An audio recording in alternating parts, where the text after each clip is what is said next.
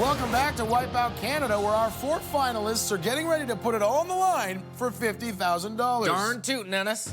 They'll now race the clock and each other in the most sinister score settler of them all, the Wipeout Zone. Look out! Let's take a look at what they're up against.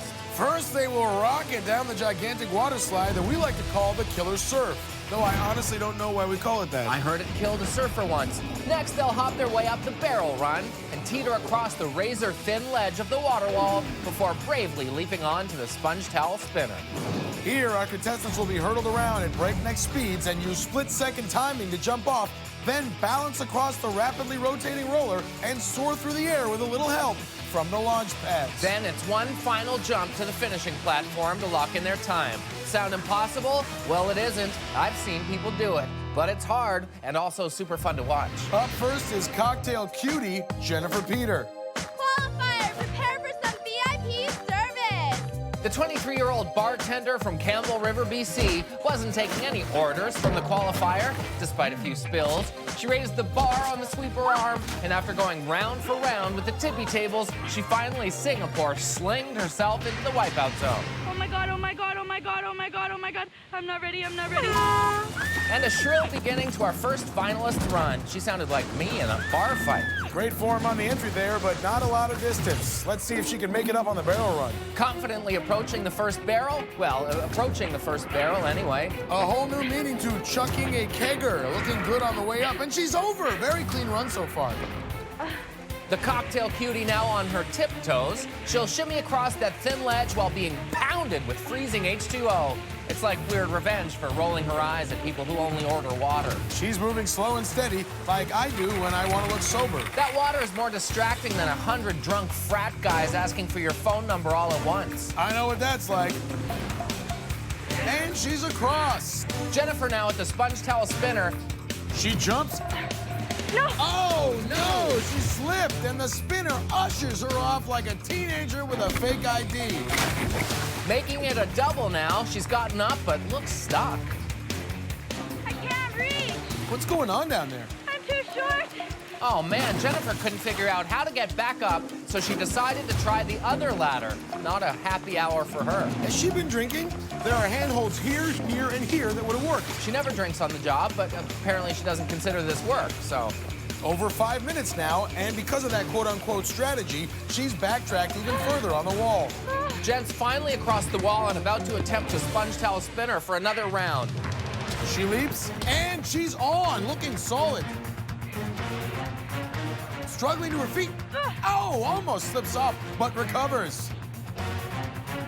Jen's safe. Nice timing on the exit, but after so many setbacks, this run is definitely on the rocks. Oh god.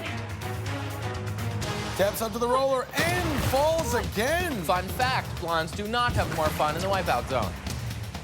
Our cocktail cutie is back up for a second attempt, looking like she could use a pick-me-up. She carefully balances and is across. Nice. Now just the launch pads and she'll finally, mercifully be done. Jennifer drops to the first pad. Gets some momentum. Jumps. Oh, no! Rejected like a bad pickup line she's heard 1,000 times. She took her Wipeout martini smashed in the face, not stirred. She jumps up and grabs on. She pulls herself up. Strong arms from carrying all those trays of glasses.